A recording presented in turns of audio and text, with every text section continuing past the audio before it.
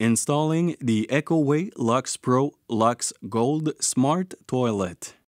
For this installation, you will need the following tools and materials: a bucket, assorted screwdrivers, a pencil, adjustable wrench, potty knife, drill with assorted bits, rags, masking tape, sealant tape, measuring tape, and a box cutter. This video is intended to be just a supplement. Please refer to the installation and care guide for important safety information, required tools, and detailed installation instructions. Warning: risk of electricity shock. Disconnect power before beginning installation. Observe all local plumbing and building codes. Begin by first cutting the packaging strap and opening the box and removing the toilet and other components in the box. Clean the surrounding area of the flange.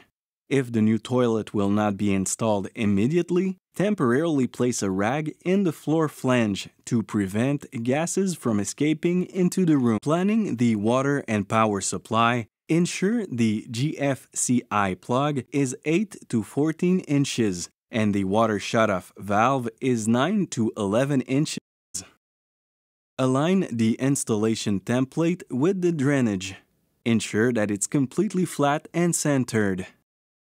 Mark the holes with marker. Then use the drill to drill the screw holes in position. After drilling the screw positions, put in the expansion tube, followed by the mounting blocks. Tighten the mounting blocks with the screws and screwdriver. Ensure that it's completely tightened. Then put the sludge on the ceramic bottom. Use the potty knife to remove the old wax ring from the floor flange, and then position the new wax ring on the floor flange. Align the toilet trapway over the floor flange. Verify that the toilet is straight and the trapway is lined up directly over the floor flange. Then press down evenly on the toilet to form a seal with the wax ring. Insert screws, washers, and decorative hats into the holes in the bottom of the toilet. Connect the T-valve to the shutoff valve and tighten the pipes. Connect both clean water hose and flush water hose to the T-valve. Plug in the power cord to the GFCI plug. To ensure the toilet performs properly, test all the functions described in the operation manual.